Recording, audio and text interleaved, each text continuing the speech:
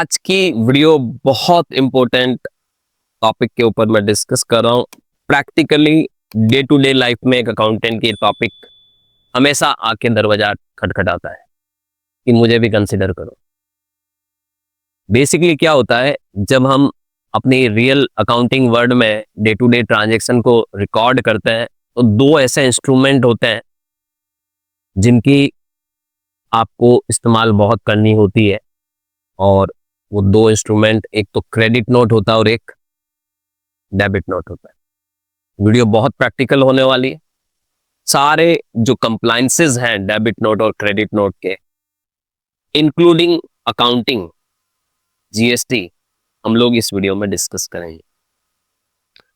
Practical part पर बढ़ने से पहले थोड़ा इसका जो बेसिक थीम है उसको हमें समझना बहुत जरूरी है कि ये इंस्ट्रूमेंट क्या होता है और कब बनाए जाते हैं और कौन बनाता है, क्यों बनाता है, और बनाने के बाद के जो पोस्ट मेक जो इफेक्ट है वो क्या होते हैं बेसिकली।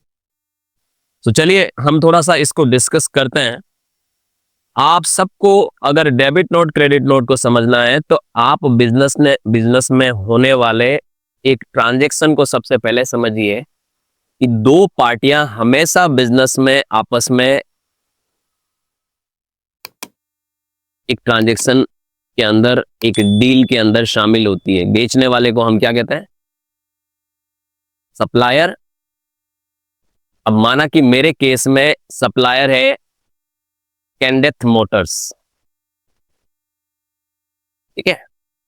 माना कि ये सप्लायर है, ऑटो स्पेयर पार्ट्स की सप्लाई करते हैं, wholesaler. Basically auto spare parts का अकाउंटिंग का एक सेपरेट ऑनलाइन कोर्स अवेलेबल है। आप एप्लीकेशन हमारी डाउनलोड करिए कॉमर्स हब की, और आप ये जो मैं वीडियो ले रहा हूं ये उसी कोर्स से रिलेटेड है जो आप परचेज कर सकते हैं। इस तरीके के बहुत सारे अलग अलग इंडस्ट्री वाइज आपको अकाउंटिंग के प्रॉपर प्रैक्टिकल कोर्सेज मिलेंगे।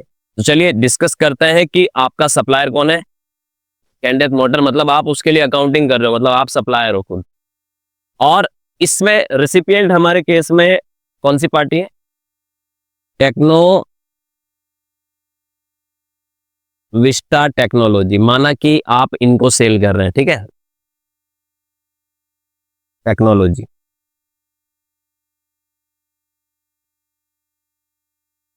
जिसको हम बेचते हैं वो पार्टी हमारे लिए, खरीदार को हम जीएसटी की लैंग्वेज में रेसिपिएंट कहते हैं। अब देखिए, एक तरह से अगर आप इसको अकाउंटिंग की टर्मिनोलॉजी में बात करें तो ये सेलर बायर हो गए। ये कौन हो गया? सेलर। और ये कौन हो गया? बायर। बिल कौन बनाता है? सेलर। सेलर बिल बनाता है। चलिए मैं आपको प्रैक्टिकल बिल बना के बताता हूं एक, ठीक है। तो सीधे सीधे चलते हैं हम टैली सॉफ्टवेयर पे और एक इनवॉइस बनाते हैं। माना कि सेल बिल बना रहा हूं मैं आज की तारीख का, तारीख है आज 26 दिसंबर। पार्टी ने मैंने पार्टियां बना रखी है। आइटम इनवॉइस बनाऊंगा मैं, सो मैं चेंज मोड करके यहाँ पर प्रोडक्ट सेलिंग करके आपको बताता हूँ। ये पार्टी मैंने यहाँ पर ले ली है। कहाँ की पार्टी है? इससे जैसे हम भी यहाँ पर अपने आप को नागालैंड का मान रहे हैं, सामने वाली भी नागालैंड की पार्टी, ठीक है। तो मतलब ये इंट्रा स्टेट सेल है हमारे लिए। सेल का लेजर ऑलरेडी मैं बना चुका हूँ और प्रोडक्ट मेरे पास दुनिया भर के मौजूद है। मान लो तो मैं किसी एक प्रोडक्ट को सेल करके बताता हूँ। जैसे मान लो मैं यहाँ पर सपोज ऑयल फिल्टर स्कॉर्पियो मैं मान लो सेल करके बताता हूँ, ठीक है। मान लो मैं 50 क्वांटिटी सेल करने जा रहा हूँ। ध्यान से देखना, अभी ये आपको टैली नेगेटिव स्टॉक का बता रहा है क्योंकि है नहीं, आप बेच रहे हो। लेकिन अभी हमें इस टॉपिक पे डिस्कस नहीं करना, हम जो डिस्कस कर रहे हैं उस टॉपिक पे आते हैं कि 50 क्वांटिटी बेच रहे हो 660 रुपए की दर से 33,000 रुपए की आपकी ये क्या हो रही है? प्रोडक्ट की सेल हो रही है। सेल करते वक्त आप हमेशा क्या जोड़ते हो? आउटपुट टैक्स इस्तेमाल करते हो। लेजर आप हमेशा कॉमन लेजर यूज मत करिए, आप हमेशा सेल के साथ आउटपुट के लेजर बनाइए, परचेज के साथ इनपुट के लेजर बनाइए, ताकि आपको जीएसटी की एडजस्टमेंट करने में बहुत आसानी हो। तो अभी मेरे पास जैसे मैं यहां बना लेता हूं output CGST that is duties and taxes, GST, CGST और रेट यहाँ हम नहीं डालेंगे, सॉफ्टवेयर खुद पकड़ लेगा जो भी प्रोडक्ट की रेट होगी उसके अकॉर्डिंग। और अगेन एक और लेजर में बनाता हूँ आउटपुट, HGST स्टेट है तो HGST यूज करिए, duties and taxes, GST, HGST और आप इसको सेव कर दीजिए। आप देख सकते हैं 2970 रुपए की आपकी आउटपुट बन रही है। टोटल बिल का वैल्यू बन रहा है 38,940। अगर आप यहाँ पर टैक्स एनालिसिस में जाके देखेंगे Alt+A करके, तो आप देखेंगे प्रोडक्ट जो है इस कोड का है, इस HSL वाला ये प्रोडक्ट है और इसके ऊपर 18% GST, 9% आपका CGST है, GST लग रहा है।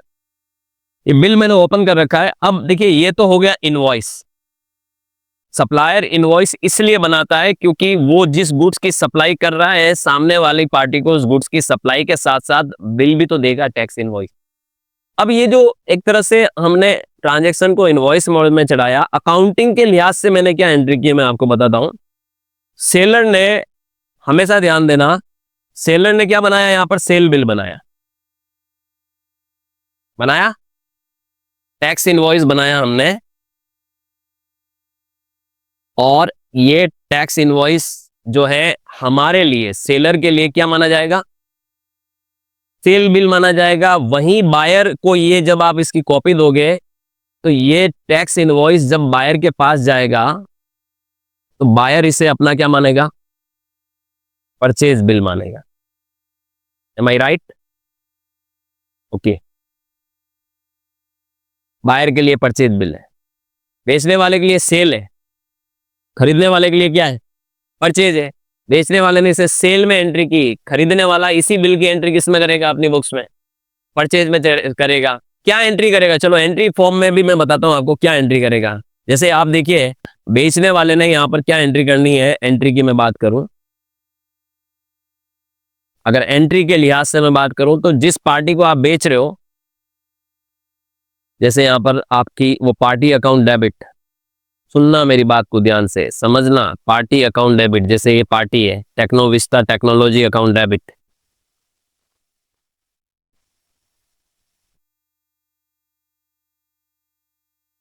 ठीक है, बेचने वाले की बात कर रहा हूं। पार्टी अकाउंट को हमेशा टोटल इनवॉइस वैल्यू से आप डेबिट करते हो, ये टोटल इनवॉइस वैल्यू 38,940 रुपये।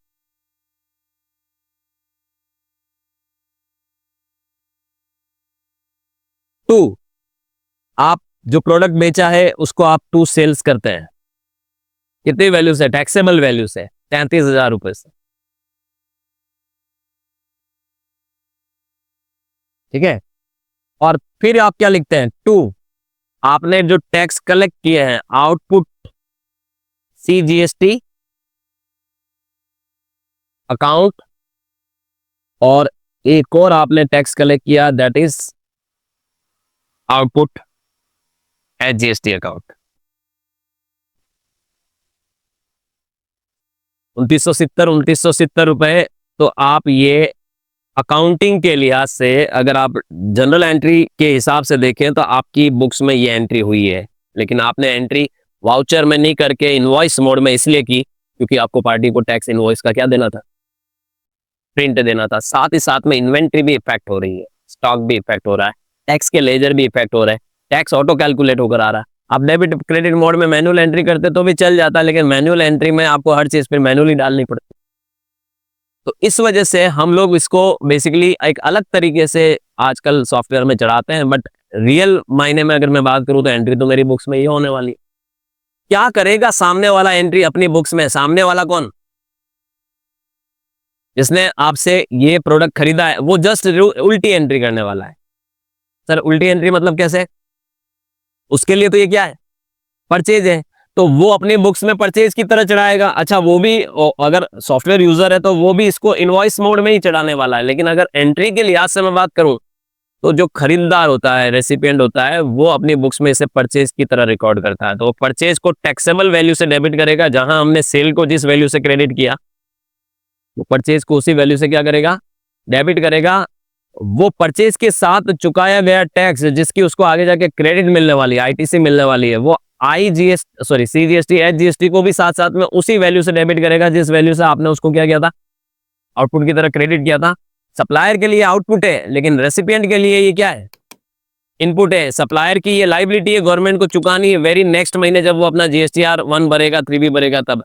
रेसिपिएंट अपना 3B में इसको इनपुट की तरह क्लेम करने वाला है। इसलिए दोनों की बुक्स में बिल्कुल उल्टी उल्टी एंट्री चलती है।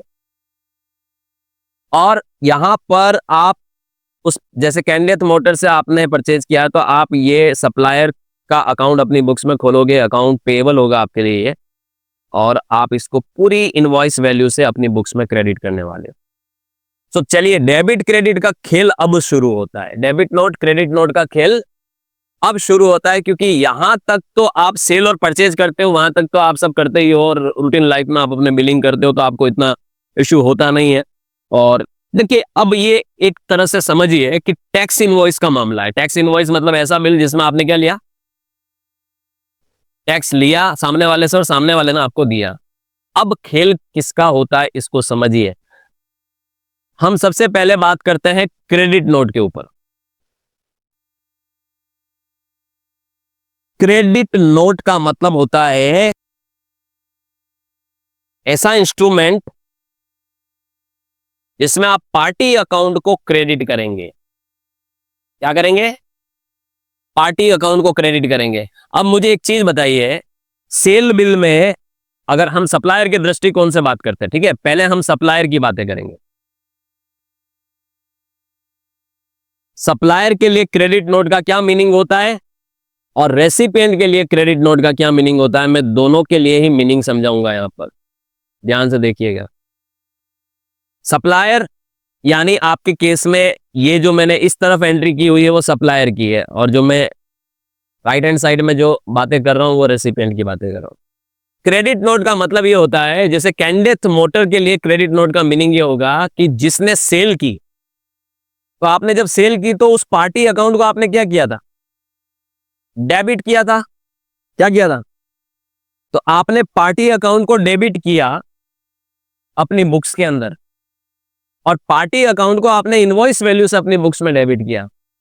जबकि जो क्रेडिट होने वाले लेजर थे उसमें एक तो सेल जो कि आपकी इनकम है, और आपकी लाइबिलिटी के लेजर जो आउटपुट की तरह आपने ओपन कर रखे उनको आपने क्रेडिट किया। ऐसी कोई परिस्थिति बने कि ये बिल के अगेंस्ट में आपको पार्टी अकाउंट को क्रेडिट करना पड़े, ऐसी कोई परिस्थिति बने जिसकी वजह से पार्टी अकाउंट क्या हो, क्रेडिट हो। जैसे देखिए, अब एक एंट्री में यहां पर लिखने जा रहा हूं कि क्या ऐसी कोई परिस्थिति बन सकती है जिसमें पार्टी अकाउंट इसी इनवॉइस के अगेंस्ट में क्रेडिट हो। सर क्यों करना पड़े क्रेडिट, कई बार ऐसी परिस्थितियां बनती है जब आप सेल करने के बाद उस एंट्री के साथ कोई एडजस्टमेंट करने पड़ते हैं। सेल वैल्यू को कम करना, पार्टी अकाउंट को कम करना, क्योंकि आपकी बुक्स में पार्टी अकाउंट डेबिट हो रखा है। अब आप उसको क्रेडिट कर रहे हो, मतलब रिवर्स कर रहे हो। रिवर्स करने का मतलब आपको ये वैल्यू भी कम करना, आपको अपनी लाइबिलिटी कम करना। यानी क्रेडिट नोट सप्लायर इसलिए बनाता है किसी इनवॉइस के अगेंस्ट में। पहली चीज तो आप ये गांठ मान लो कि क्रेडिट नोट और डेबिट नोट कभी भी किसी इनवॉइस के अगेंस्ट में बनते हैं। ये दोनों जो डॉक्यूमेंट है ये स्वतंत्र डॉक्यूमेंट नहीं है, ये डिपेंडेंट डॉक्यूमेंट है जो किसी बिल के अगेंस्ट में बनाए जाते हैं।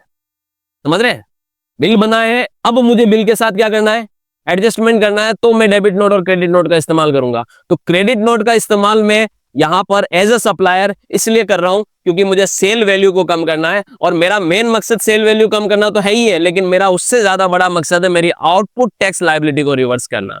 यानी क्रेडिट नोट कोई भी पार्टी इसलिए बनाती है कि जो टैक्स वो सेल बिल में दे चुकी है या डिक्लेयर कर चुकी है, उस टैक्स लायबिलिटी को वापस से क्या करना, रिवर्स करना। सप्लायर क्रेडिट नोट बना रहा है, इट मीन सप्लायर अपनी आउटपुट टैक्स लायबिलिटी को क्या कर रहा है, रिवर्स कर रहा है, अगर वो क्रेडिट नोट उसके टैक्स इनवॉइस से जुड़ा हुआ मामला है। ओके, सो यहां पर आप देख सकते हैं पार्टी अकाउंट को क्रेडिट करने की वजह से आपको क्रेडिट नोट बनाना पड़ता है। जैसे देखिए, मैं पार्टी अकाउंट को क्रेडिट कर रहा हूं। अब किन किन वजहों से पार्टी अकाउंट को हम क्रेडिट कर सकते हैं, अभी हम उस पर भी चर्चा करते हैं। जैसे मान लो ये टेक्नोविस्टा टेक्नोलॉजी को हम क्रेडिट करते हैं। अच्छा, जरूरी नहीं है कि उसी अमाउंट से क्रेडिट करें, सेम वैल्यू से क्रेडिट करना जरूरी नहीं है। किसी भी वैल्यू से क्रेडिट कर सकते हो आप, कम वैल्यू से भी क्रेडिट कर सकते हो, ज्यादा वैल्यू से कभी क्रेडिट नहीं कर सकते, या तो ये है वैल्यू या इससे कम वैल्यू से आप क्रेडिट कर सकते हो।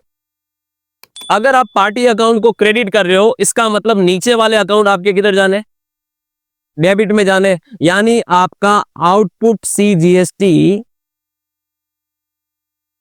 और आपका आउटपुट SGST इस केस में हर हाल में क्या होगा, डेबिट होगा, कुछ परिस्थितियों को छोड़ के। और सेल डेबिट होगा, इसकी कोई गारंटी नहीं है, क्योंकि यहां पर क्रेडिट नोट कई रीजन से बनाए जा सकते हैं। क्या रीजन है, बिल को देखकर समझ में आएगा। चलिए बिल को देखते हैं। ये मैंने सेल बिल बनाया, अब मुझे अगर इस बिल की किसी वैल्यू को किन किन रीजन से कम करना पड़ सकता है, बताओ मुझे क्या क्या रीजन हो सकते हैं क्रेडिट नोट के, हम चर्चा करेंगे रीजंस। एक सप्लायर क्रेडिट नोट किन किन वजहों से बना सकता है। सबसे पहले होता है सेल रिटर्न। सेल किया था, बिल बनाया था, पार्टी ने, सामने वाली पार्टी ने क्या कर दिया, माल लौटा दिया। अगर सेल रिटर्न कर रहे हो तो आप यहां पर डेबिट में क्या कर दोगे, सेल रिटर्न का लेजर बना।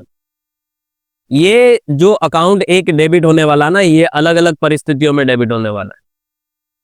सेल रिटर्न है तो sale return debit, output CGST debit, output SGST debit to Technovista technology, sale return. दूसरा, कोई प्रोडक्ट आपने जो भेजा था वो डिफेक्टिव निकल गया, रेसिपिएंट ने क्लेम किया कि भाई ये तो खराब निकला है, आपने बोला ठीक है तू एक काम करना, वैल्यू कम देना, समझ रहे, जैसे 50 आइटम भेजे, 10 आइटम ब्रेकेज चले गए, तो अब वो 10 आइटम का वैल्यू कम करेगा, तो उसकी वजह से आपको उस 10 आइटम के लिए क्या बनाना पड़ेगा, क्रेडिट नोट बनाना पड़ेगा, राइट। सेल रिटर्न के केस में आप हमेशा आइटम इनवॉइस की तरह ही प्रिपेयर करने वाले क्रेडिट नोट। देखिए मैं आपको क्रेडिट नोट अलग अलग रीजन से बना के बताता हूं। जैसे ये बिल है मेरा, ठीक है, बिल नंबर देखो क्या है, 3 नंबर है, 26 दिसंबर का ये बिल मैंने बना दिया, ठीक है, मैं सेव कर रहा हूं इसको। नाउ क्रेडिट नोट पे चलते हैं हम लोग। Credit note alter plus F6 इसकी शॉर्टकट की होती है। जब आप एक क्रेडिट नोट बनाने जाओगे, जैसे आपने मान लो क्रेडिट नोट बनाने जा रहे हो, सेम डे का ही बना रहा हूं मैं, ओके, या एक दिन आगे का बना लेते हैं अपन, 27 तारीख का बना रहे। पार्टी आप यहाँ पर देखिए, मैं इसे आइटम इनवॉइस में इसलिए डाल रहा हूं क्योंकि मैं सेल रिटर्न कर रहा हूं। जब आपको प्रोडक्ट रिटर्न होकर आ रहे तो आप आइटम इनवॉइस में एंट्री करोगे, और अगर किसी अन्य वजह से क्रेडिट नोट बना रहे हो तो आप फिर उसे अकाउंट इनवॉइस में एंट्री करोगे, या फिर डेबिट क्रेडिट मोड में एंट्री करोगे, वाउचर मोड में एंट्री करोगे। देखिए दोनों ही पैटर्न पे मैं बताता हूं आपको।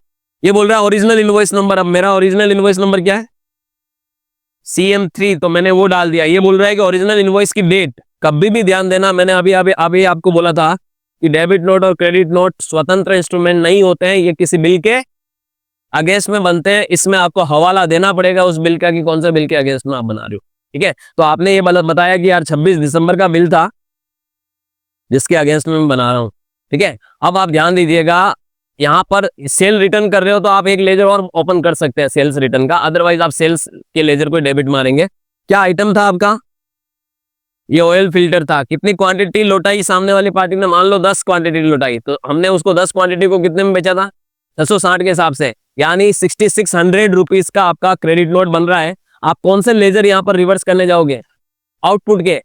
हमेशा ये याद रखना कि जिस बिल के अगेंस्ट में आप डेबिट नोट या क्रेडिट नोट बना रहे हो, वो बिल में कौन से लेजर यूज किए थे हमने। अगर आउटपुट यूज किया तो आउटपुट को ही रिवर्स करना है।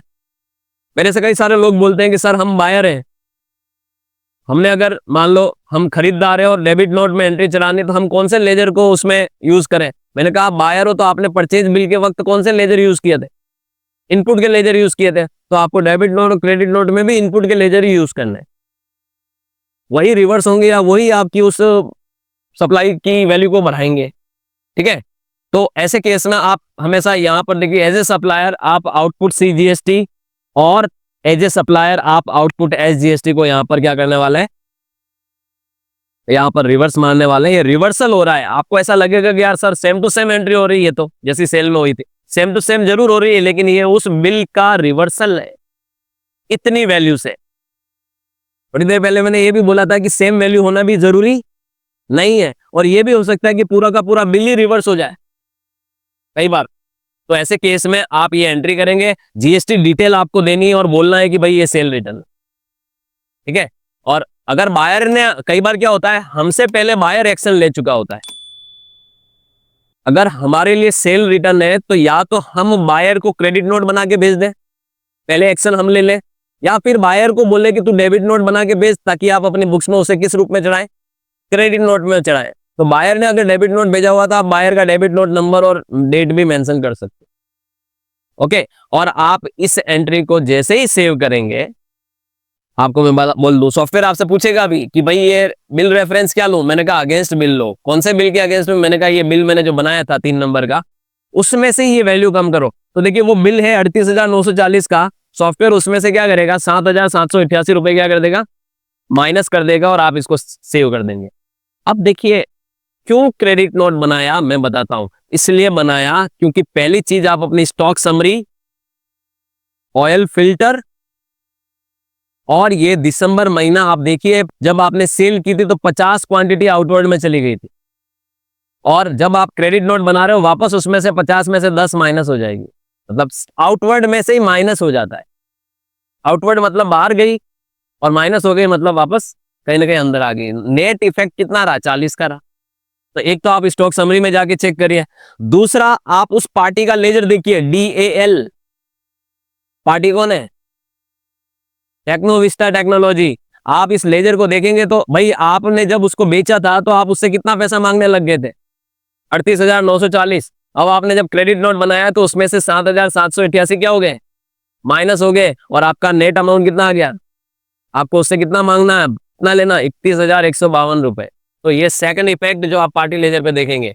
तीसरा और one of the very important जो कॉन्सेप्ट है, दैट इज जैसे बैलेंस शीट में जाओ, आप ड्यूटीज एंड टैक्सेस में जाओ, आपके आउटपुट के लेजर देखो, जैसे CGST का लेजर देखो, आप देखोगे कि दिसंबर महीने में आपकी 2970 रुपए की क्रेडिट बैलेंस दिख रही है, मतलब लाइबिलिटी। लाइबिलिटी का हमेशा बैलेंस क्या होता है, क्रेडिट। लेकिन आप देखिए क्रेडिट नोट की वजह से 594 रुपए आपके वापस क्या हो गए, डेबिट हो गए, मतलब आपकी लाइबिलिटी को उसने क्या किया, कम किया, माइनस किया। GSTR 1 पे भी इफेक्ट देख सकते हो आप, दिसंबर का GSTR 1 देखोगे अगर आप, DOG 1, तो आप ये देखेंगे कि जैसे यहां पर आप डेट डाल दीजिए, 1 दिसंबर से 31 दिसंबर का GSTR 1 देखोगे तो आप देख सकते हैं सेल बिल जब आपने बनाया था B2B में, तो आपका वो बिल B2B इनवॉइसेस में टेबल 4A में नजर आ रहा है, और 2970 रुपए की CGST GST की लाइबिलिटी नजर आ रही है। और जैसे ही आपने क्रेडिट नोट बनाया इसके अगेंस्ट में, यहां पर क्रेडिट नोट ने क्या किया, उस बिल की वैल्यू को रिड्यूस कर दिया, और टैक्स अमाउंट को भी रिड्यूस कर दिया। नेट लाइबिलिटी और नेट टैक्सेबल वैल्यू आपको नीचे नजर आ रही। तो क्रेडिट नोट बनाने से सप्लायर को ये बेनिफिट है कि वो कहीं ना कहीं आफ्टर सेल, पोस्ट सेल, उस टैक्स इनवॉइस की वैल्यू को क्या करना चाह रहा है, क्या करना चाह रहा है, कम करना चाह रहा है। और सिर्फ वो उस टैक्स इनवॉइस की वैल्यू को कम नहीं करना चाह रहा है, वो अपनी टैक्स लाइबिलिटी को भी क्या करना चाह रहा है, रिवर्स करना चाह रहा है, कम करना चाह रहा है। ये पहला रीजन तो मैंने बताया, सेल रिटर्न। लेकिन कई बार इनके अलावा भी कई सारे रीजन होते हैं जिसकी वजह से हम बिल की वैल्यू को कम करते हैं। जैसे मान लो, अब देखिए अपन बिल को ही खोलता ताकि हम समझ पाए उस चीज को। मैं गया यहाँ पर इसी बिल में चलते हैं, ठीक है। बिल में जाने से हमें एग्जैक्टली पता चलेगा। बिल का डेट है आपका 26 तारीख, ठीक है। तो 26 तारीख का बिल ओपन कर लो। आप सोचिए कि पहला तो था सेल रिटर्न, जैसे 10 क्वांटिटी लौटा दी। ये भी तो हो सकता है कि सामने वाला 10 क्वांटिटी का आपको ब्रेकेज क्लेम करे। क्या करें, ब्रेकेज। सर ब्रेकेज मतलब क्या, डिफेक्टिव आइटम आपने कहीं सेल कर दिया और उसने ब्रेकेज क्लेम किया आपको कि आपके तो 10 क्वांटिटी बिल्कुल मेरे डैमेज्ड आई है। ब्रेकेज क्लेम मतलब डैमेज्ड सप्लाई।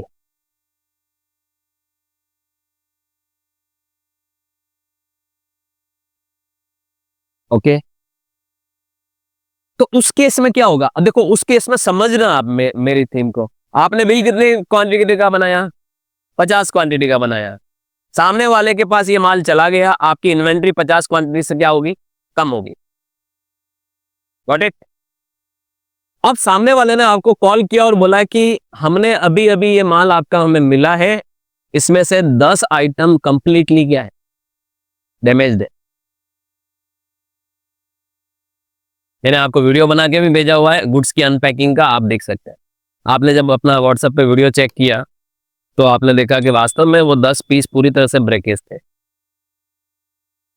ओपन करते हुए उन्होंने। आपने अब आपके पास क्या ऑप्शन है? आपके पास ये ऑप्शन है कि भाई बात ठीक है, मान लो क्रॉकरी आइटम था सपोज, या फिर ये देखिए oil filter Scorpio, filter damage हो गए सपोज, अब वो यूज में तो आएंगे नहीं, कंप्लीटली क्या है, यूजलेस है। अब आप उसको ये थोड़ी बोलोगे वह 10 वापस भेज, मैं तुझे क्रेडिट नोट बना रहा हूँ 10 का, वापस मंगा के क्या करोगे? आपका थोड़ी यूज आने वाला है, वो तो खेल ही उनका क्या हो गया, खत्म हो गया। तो आप अपनी सहमति सिर्फ ये दोगे कि ठीक है 10 की प्राइस का क्रेडिट नोट में बना के भेज रहा हूं, आप उसे एक्सेप्ट कर लें। मतलब मैं अपनी सेल रिटर्न बता दूं उसको 10 को, सेल रिटर्न मतलब गुड्स डैमेज बता दूं, आप भी उसको डेबिट नोट को एक्सेप्ट कर लेना अपनी बुक्स में, उसके लिए डेबिट नोट है। आप जो क्रेडिट नोट भेज रहे हो उसके लिए आप ये कह रहे हो कि मैं मेरी लाइबिलिटी रिवर्स कर रहा हूं, लेकिन इस इंस्ट्रूमेंट के बिहाफ पे तुझे अपनी आईटीसी को भी क्या करना है, रिवर्स करना है। सप्लायर की लाइबिलिटी है तो रेसिपिएंट के लिए इनपुट क्या है, आईटीसी है, वो भी तो रिवर्स करेगा। आपका क्रेडिट नोट उसके द्वारा एक्सेप्ट किया जाना जरूरी है, तभी आप अपनी लाइबिलिटी को रिवर्स कर पाएंगे। अब जो नुकसान हो गया वो तो हो गया, और वो नुकसान आप ही को भरना है, क्योंकि उसके पास पहुंचने से पहले ही आपके गुड्स क्या हो चुके थे, डैमेज हो चुके थे। सर इसकी एंट्री हम कैसे करेंगे? बताता हूं कैसे करेंगे। आपने अभी अभी क्या किया, आपने 10 आइटम की रिटर्न की एंट्री चढ़ा दी, राइट,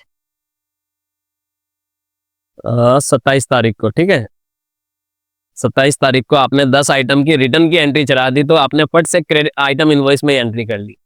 लेकिन अब तो आइटम रिटर्न ही नहीं हो रहे, अब आप ऐसी एंट्री तो इस सिनारियो में नहीं कर सकते। तो ऐसे केस में आपको ऐसी एंट्री नहीं करनी है, लेकिन इसी वैल्यू की एंट्री करनी है। और ऐसे केस में आप यहां पर ऑल्टर ए करेंगे, क्रेडिट नोट बनाएंगे, लेकिन आइटम इनवॉइस में नहीं बनाएंगे, आप क्रेडिट नोट को अकाउंटिंग इनवॉइस की तरह बनाएंगे, और उसी पार्टी को आप इस केस में वापस से क्रेडिट करने वाले हैं जिसको आपने सेल किया था। अगेन आप यहां पर बताएंगे ओरिजिनल इनवॉइस नंबर जो आपने नंबर दिया था, अगेन आप यहां पर उसकी डेट बताएंगे। ओके, नाउ अब आप देखिए सर अब क्या करें, क्या हम यहां सेल वाले लेजर को यूज करें? नहीं करना।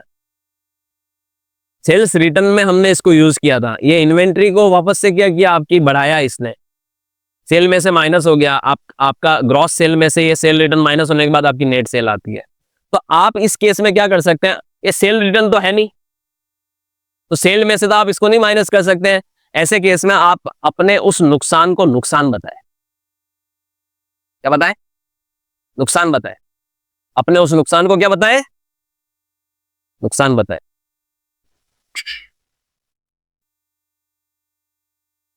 तो सर क्या करें, यहां पर हम कौन सा लेजर ओपन करें?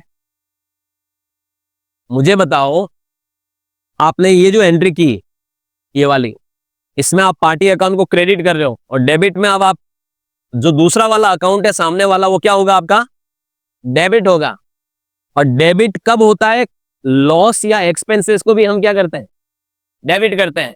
तो यहां पर हम क्या करने वाले हैं, यहां पर आप ध्यान से देखना, जैसे मैं एक लेजर बना रहा हूं यहां पर, ठीक है, और गुड्स डैमेज्ड करके मैं मान लो एक लेजर बना देता हूं, गुड्स डैमेज्ड इन ट्रांजिट। मैं आपको सारे कॉन्सिक्वेंसेस बता रहा हूं जो आपके साथ हो सकते हैं, ठीक है। रास्ते में माल क्या हो गया, डैमेज हो गया। हम यहां क्या गलती करते हैं पता है, हम यहां गलती क्या करेंगे, हम इनडायरेक्ट एक्सपेंस ले लेंगे, इनडायरेक्ट एक्सपेंस लेके हम यहां पर क्या करेंगे, हम यहां पर इसका जो भी एसएससी कोड स्पेसिफाई कर देंगे, क्योंकि इसकी हमें रिवर्सल चाहिए। तो मान लो मैं मेरा गुड्स का ही कोड यहाँ पर एक बार स्पेसिफाई कर दूं, जैसे मान लो मैंने यहाँ पर कुछ स्पेसिफाई कर दिया, suppose goods damage in transit को मैंने सपोज एक कोड दे दिया, ठीक है। और मैं यहाँ पर क्या करूंगा, मैं यहाँ पर मान लो इसका एक जीएसटी रेट डाल दूं, जीएसटी रेट मान लो मैंने यहाँ पर, अब जैसे वो माल 18% का था तो मैंने भी 18% डाल दिया, ठीक है, और मैंने इसको सर्विस लेते हुए सेव कर दिया। लेकिन अब देखिए, आप ध्यान से देखना, अमाउंट कितना था, 6600 रुपए का माल आपका डैमेज हुआ है। आप इसमें कौन से लेजर रिवर्स मारने वाले हैं? CGST आउटपुट के और HGST आउटपुट के लेजर यूज करने वाले हैं। ऑलराइट, और आप इसको क्या करने वाले हैं, रीजन बताएंगे, रीजन में आप बता देना, अदर रीजन बता देना, और अदर रीजन में आप बस अदर बता दिया, दैट इज इनफ। आप नरेशन में लिख भी सकते हैं। अगर रेसिपिएंट ने डेबिट नोट बना के भेजा तो आप डेबिट नोट का हवाला भी यहाँ पर दे सकते हैं और आप इसको सेव कर दें। अब देखिए, ये जब आप सेव करने जाओगे सॉफ्टवेयर वापस पूछेगा आपसे किस वजह से हुआ है, तो आप जैसे कौन से बिल के अगेंस्ट में एडजस्ट कर रहे हो, मैंने कहा इसी बिल के अगेंस्ट में, मतलब आप और अपनी इस बिल की वैल्यू को क्या कर रहे हो, कम कर रहे हो। ठीक है, ये एंट्री आपने सेव कर दी, ये अकाउंट इनवॉइस है।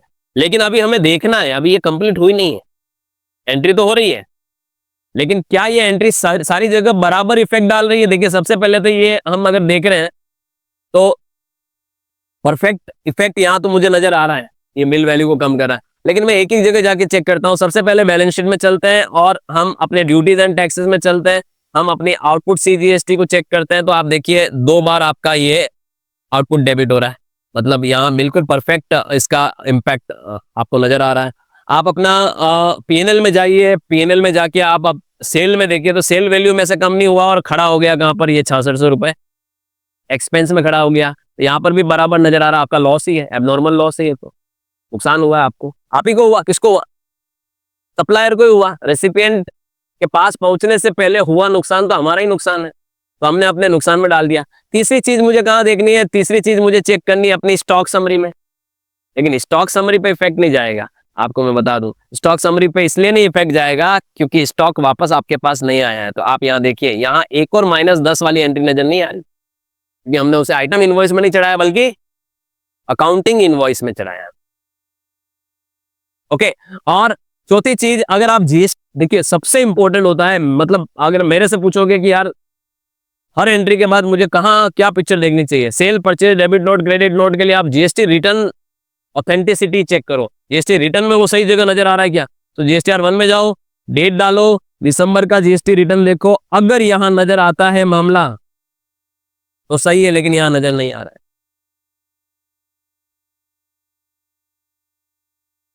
यहां नजर आना चाहिए था, यहां नजर नहीं आ रहा है। GSTR1 में क्रेडिट नोट में वो और एक 6600 की एंट्री आगे क्या होनी चाहिए थी, जुड़ी नहीं चाहिए थे, यहां नजर नहीं आ रहा। अच्छा, यहां नजर नहीं आने के पीछे 2 रीजन होते। पहला रीजन होता है कि आपने एंट्री में कुछ गलती की तो वो अनसर्टेन ट्रांजेक्शन में चली जाती है, तो अनसर्टेन ट्रांजेक्शन में तो कुछ है ही नहीं। दूसरा रीजन होता है वो एंट्री इस रिटर्न से संबंधित ही नहीं होती है, तो आप देखिए not relevant for this return में नजर आ रही है। आप जब जाके चेक करोगे तो ये वही एंट्री है जो आपने अभी अभी की, इसका मतलब गलत है। दिखने में सब कुछ क्या लग रहा था, सही लग रहा था। इसीलिए रिपोर्ट बहुत इंपॉर्टेंट होती है, वो डेबिट क्रेडिट से सब कुछ नहीं होता है।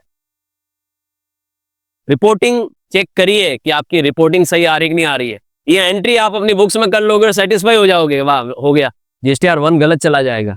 आपने जिस वजह से क्रेडिट नोट बनाया वो वजह काम ही नहीं करेगी। पता है क्यों नहीं हुआ, क्योंकि आपने इसका ग्रुप गलत डाल दिया, आपने इसका ग्रुप एक्सपेंस डाल दिया, और एक्सपेंस जो है वो सर्विस से संबंधित हो गया। ऐसी एक्सपेंस डालने का मतलब हमने सर्विस ली, यानी वो परचेज की कैटेगरी में, सेल ग्रुप में नहीं आकर परचेज ग्रुप में चला जाता है। सेल ग्रुप में इनकम के लेजर होते हैं। अब सर हम इसको इनकम कैसे माने, इनकम तो है नहीं। मैंने कहा बिल्कुल इनकम नहीं है, तो ऐसे केस में आप इसको क्या करिए, आप इसको सेल ही रखिए। का ग्रुप क्या रखिए, sale. Goods damage in transit, इसका ग्रुप मैंने सेल रखा, ठीक है। और आप ज्यादा एक काम और कर सकते हैं, यहां पर एक वर्ड यूज कर सकते हैं, goods sold damaged in transit, ताकि आपको पता रहे कि जो माल मैंने बेचा था वो रास्ते में क्या हो गया, डैमेज हो गया। इसका ग्रुप सेल रखिए। अगर आपने इसका ग्रुप सेल रखा, देखिए मैं इसको छेड़ नहीं रहा हूं, ठीक है, ये अभी अपन इसको छेड़ते ही नहीं। ये लेजर जो हमने यूज किया है इसकी जगह हम एक नया लेजर बना रहे, alter see goods sold damaged in transit, रास्ते में डैमेज हो गया। हमें इसका ग्रुप क्या रखना है, सेल रखना है। और हमें यहाँ पर फिर सेल रखोगे तो आपको यहाँ पर, क्योंकि देखिए आप ऐसे अलग अलग एचएसएन तो डाल नहीं सकते, अलग अलग एसएससी तो डाल नहीं सकते। आज ये माल खराब हुआ, कल को कोई और माल खराब होगा, तो आप यहाँ पर कोई एक स्टैंडर्ड एचएसएन या एसएससी तो नहीं पिक कर सकते, इसलिए आप यहाँ पर कुछ डालने की आपको कतई जरूरत नहीं होती। लेकिन अगर आपने यहाँ पर रेट नहीं डाली, क्योंकि अभी आप क्या करने वाले हो, अभी आप गुड्स तो बताओगे नहीं, उसमें इन्वेंट्री तो ले नहीं रहे हो, तो इन्वेंट्री अगर नहीं ले रहे हो तो फिर इसकी रेट आपको डिफाइन करनी जरूरी होती है। तो आप यहाँ पर क्या करिए, फिर इस केस में हमेशा ये ध्यान रखिए कि आप यहाँ से उस गुड्स का ही जो डैमेज हुआ है उसका एक बार के लिए कोड डाल दीजिए, ठीक है। जैसे मैं अभी सपोज वो जो भी गुड्स है उसका कोड है मान लो 4858, ठीक है, उसका रेट स्पेसिफाई कर दीजिए। आप रेट यहाँ पर 18% स्पेसिफाई कर दीजिए और आप सेव कर दीजिए। इन्वेंट्री नहीं है तो फिर ये भी काम नहीं करेगा अगर आप रेट नहीं डालोगे तो, और आप इसको सर्विस लेते हुए सेव कर दीजिए, गुड्स मत लीजिए। और आप ये देखिए, ये लेजर यूज करिए, ये ऑटो कैलकुलेट होकर आएगा। आप यहाँ पर इसको रीजन आप नीचे नरेशन में मेंशन कर सकते हैं, ठीक है, और आप सेव कर दीजिए। क्या मेरी ये एंट्री प्रभाव डालेगी GSTR 1 पर, अभी हम चेक करते हैं। अब देखिए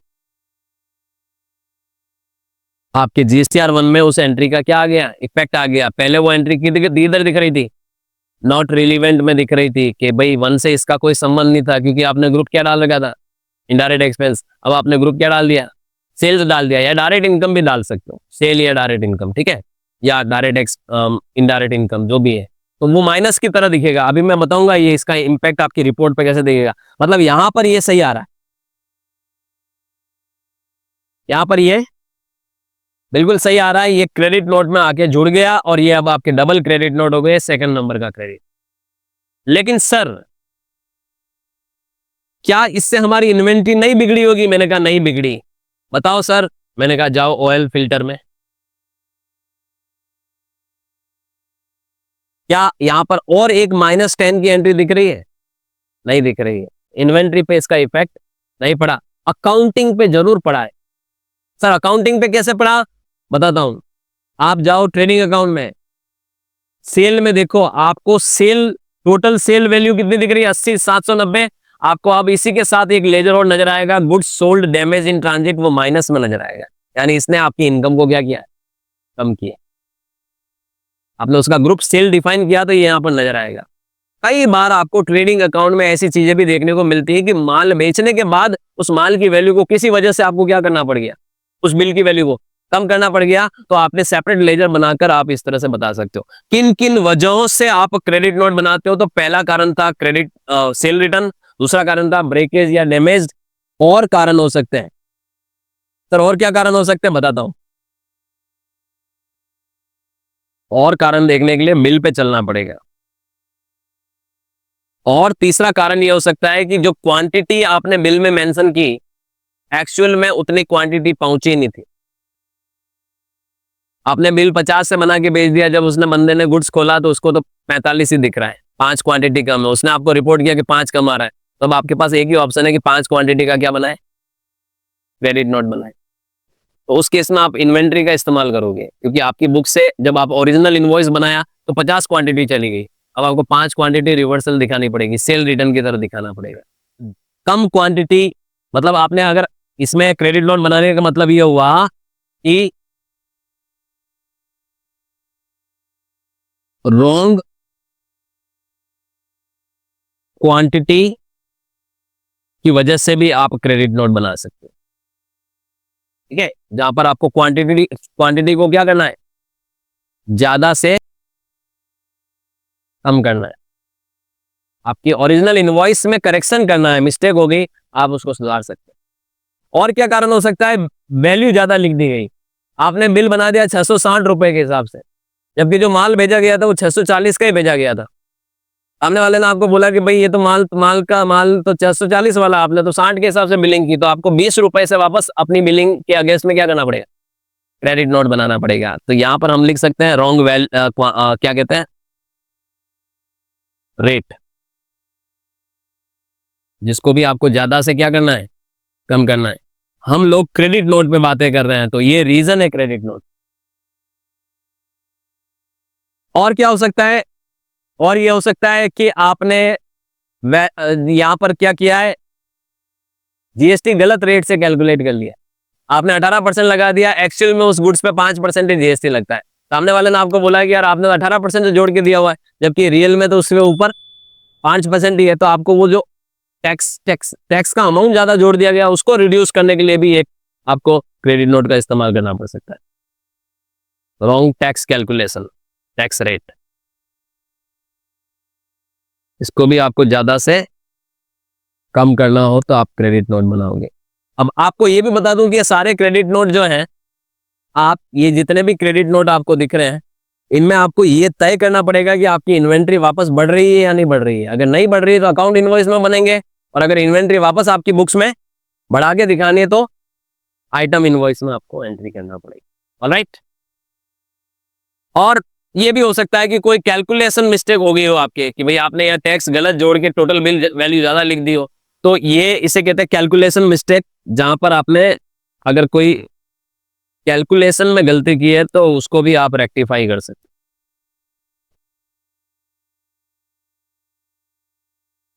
के लिए भी आपको क्रेडिट नोट बनाना पड़ सकता है। कई बार क्रेडिट नोट इस वजह से भी बनाना पड़ सकता है, बिल बना के भेज दिया सामने वाले को 38,940 रुपए का, और बाद में सामने वाले ने बोला कि मेरे को तो डिस्काउंट चाहिए। अब वो पैसा लेके आया जेब में, 36,000 रुपए गड्डी लेके आया, आपके सामने ले रहा है, चाहिए